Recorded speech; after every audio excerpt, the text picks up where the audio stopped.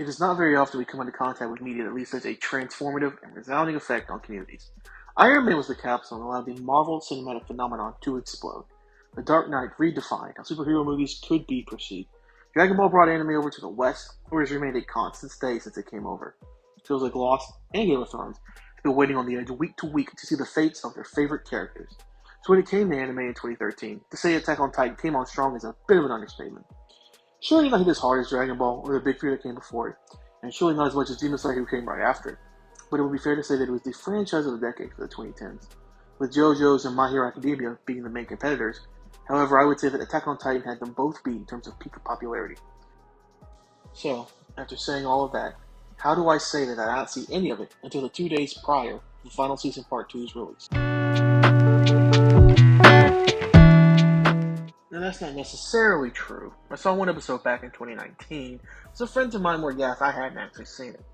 We never got past that first episode. So when those same friends wanted to watch the newest season together when it came out, I was tasked with watching the whole thing. Except for one little issue they sprung on me. It was 2 days before the premiere. So I had to watch the whole thing and catch up to it to the point where we were right before the season started. And to be completely fair, I was enraptured for most of the show. I'd always hear people rave about it when it came out, but I always put it off like, I want you soon. And I only did that for like 8 years. I pretty much been spoiled on every major plot point as well. It's kind of hard to know anyone or be on the internet near anyone who likes the show and not have been spoiled by that point. I was even spoiled on the end of the manga I didn't even read, which I'll talk about later. But to be honest, I didn't really care. I was either going to enjoy the show on the merits of its plot, or I wasn't. And that's really what it boiled down to. And I must say, I really enjoyed the show actually. I went through essentially 5 seasons of content in 3 days while I was grueling. But it was fun because the quality of the show was high. It started a bit tropey and felt a little bit too shonen for me in the beginning, but I saw how it kept progressing and I really enjoyed a lot of the character arcs and how the plot was forming. I don't think I'm in the minority when I say that the Cavalry Charge kept off Season 3 Part 2, probably the highlight of the series up to this point. Ending off with Eren pointing to the ocean was a beautiful way to build up the tension for the next arc of the show. And then the final season came out. Not quite final when there's 2 more after it, but I digress. It's not as bad as the name of your sequel, The Suicide Squad. The final season where I felt there was a slight regression in the show, mostly from a technical aspect. What brought a fluidity and feel to the animation that made it seem so breathtaking. Watching Levi run from the gang trying to kill him was visual porn. So when Mappa comes out and you see this, you wonder where it went wrong. Mappa usually does clever work. Kids on the Slope, Terror in Residence, The God of High School, Jujutsu Kaisen, The Eaten Deities, and The Only Piece. You get my point. But to see this took a bit of my enjoyment out of this show. The overall parody was well done, and all the players making their moves was a sight to see. Eren's betrayal was a needed climactic high after Eren getting his head blown off, and the grueling BS of the memory sequence. While I felt both Part 1 and 2 were overall decreases of quality from Season 3, I still had a fun time with the show overall, and at the high points overcame my issues with the animation and some of the storytelling for the most part. And I felt we'll be fishing in a satisfactory way. If only I didn't know how it was supposed to end already. My issues with the story did not begin with the end, but there have been parts where I took some pause with. I found Zeke's betrayal of his parents to be a bit weak, and the resolution to the true king of parody to be a bit underwhelming. But I looked past it because it did not really affect the overall scope of the show. But that suffered during the memory episode, Memories of the Future, the time travel that was not time travel. That doesn't resonate well in my head, because it's not the way I wanted the show to be. Seeing Eren change the past from the future because the Attack Titan can see the future is ludicrous. Watching him goad Grisha into his actions made little sense too.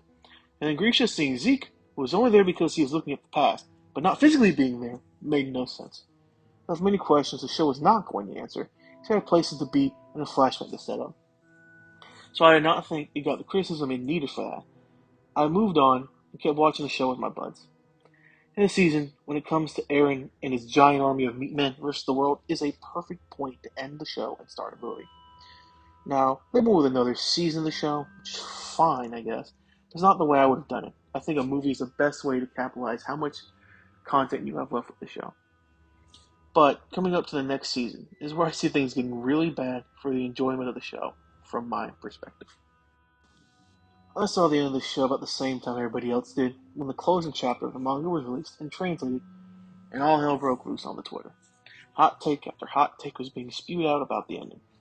The circle of friends I have immediately went to how the plan made no sense. And I saw others saying Eren was cucked for his actions. My take is in the same realm, but not quite as aggravated. Not really the way I wanted to show the end.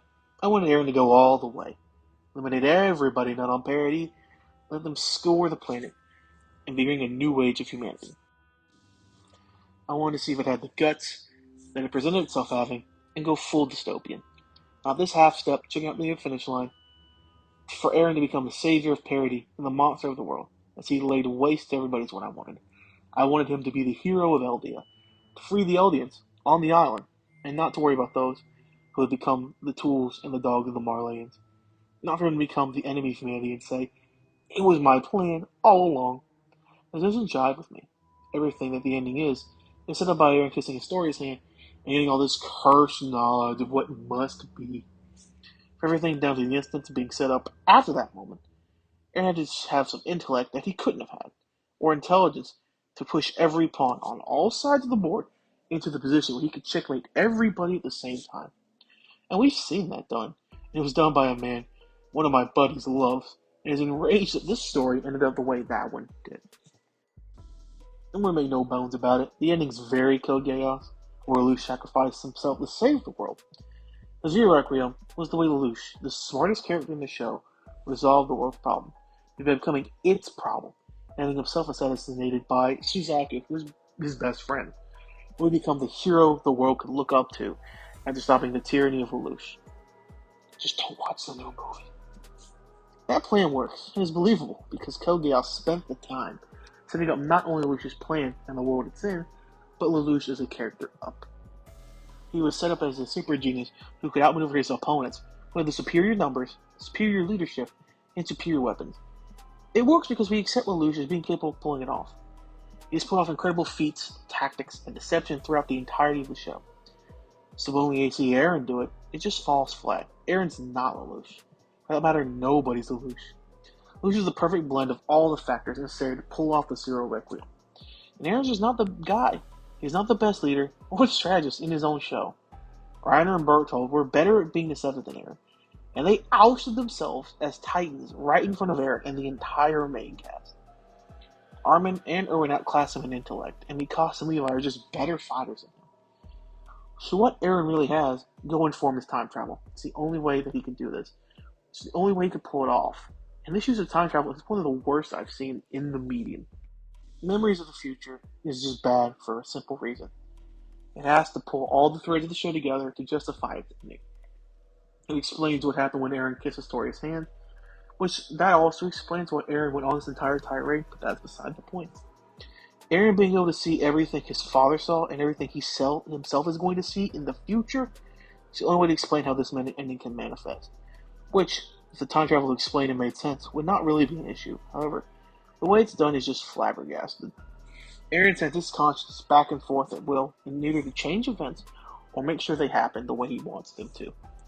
Eren berating his own father, with Zeke there as a way to force Grisha into doing something he could not do himself, is baffling. The fact that Grisha could interact with Zeke in his memory space, which we had already seen him interact with the past, which is real, doesn't make any sense. What really is the power of the Attack Titan? If he can influence history, but it's not really influencing history, if we've already seen it happen that way. But it had to happen for Eren to be in the position he was in.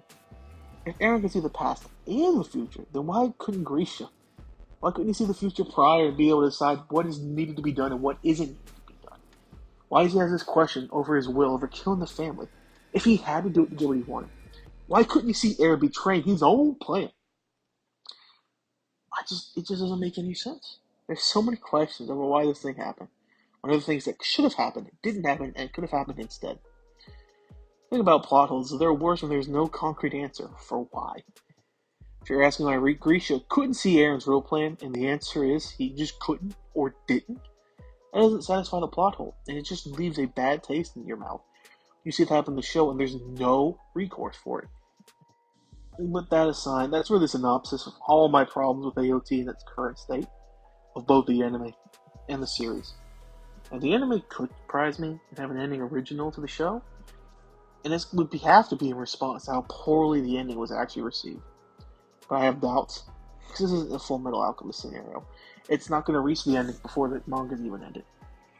I'd see the show rolling in the final season, and fans being really split on it, with some enjoying it regardless because they don't really care about it and just kind of enjoyed the ride. There's going to be people like me who got ornery over some plot consistencies. So I am not excited for the ending of the show particularly. In its current state, I do think it's pretty solid. It's probably like an 8 to an 8.5 overall. It was a fun ride and totally worth it. Probably not how most Game of Thrones fans feel, but hey. I really enjoyed some of the characters. Never been a fan of Aaron himself, but I did find Jon, Reiner, and Zeke to be very engaging. I found Jon and Reiner's arcs to be impressive and believable. Reiner's depression and June's caution towards leadership endear me to both of them. While I do have some problems with Zeke's beginnings, I do enjoy his protective enough to overcome it. Zeke's very interesting. He's this overall nihilist who wants the Eldians to kind of die out, but also doesn't really want to die, and that he's just kind of accepted. The Marleyans and his powers and everything has just beat him down. All the knowledge he's obtained has just beat him down to the point where he's only way to see it this way out is to die, and the Eldians and to stop the cycle of violence. And that's kind of interesting. I think it's a very different way from how I would go about the situation. But I do find him interesting. I find it compelling that he's so dedicated to this plan that he's going to spend years, the last ones of his life, trying to push his plan, rather than fighting back against the Marleyans and stopping them from the inside. I do find it quite interesting, to be honest with you. In closing, the show has got some good narrative pieces. The Eldians being a stand-in for the Germans by using Jewish imagery is a very clever idea. Having the impression of them look and feel like the ghettos of World War II is good imagery. Elia being picked apart by its enemies and isolated on this tiny island is an allusion to how Germany, who had its land, army and economy devastated by the First World War, ended up. Seeing all the Germans be so broken down by the League of Nations and the prevailing powers of the First World War is a very good illusion. And this is not quite the World War II illusion, right? Because World War II, right? Russia split Germany between the East and the West. And that's not quite what we have in here. Rather than, it's just more focused on, I think, World War I Germany than them being the actual, Jews at the time period. I think they're focusing more on the Germans. The Golden Stars and use of Holocaust imagery with all the ghettos does bring allusions to how the Jews are treated, but I think based on how everything's portrayed and how the Eldians are portrayed, it makes more sense for them to be German rather than being Jewish. Seeing Eren rise to power and using his overwhelming charisma to drum up the Eldian war machine is comparable to a certain Austrian man. Let's just be glad he wasn't a painter, so we can have some separation between the characters. The technology of the world is also being relied on post-World War I makes those illusions even clearer. Sure is a very solid show, held back by some poor narrative visions. It's got good ideas, good characters, interesting plot. It's just some of that plot has some holes in it that just, kind of rub me the wrong way. Had they resolved those more believably, I'd venture to say this could have been a top 10 show of all time for me. But as it stands, it will barely crack the top 50. And that's a shame, because it has been so much more.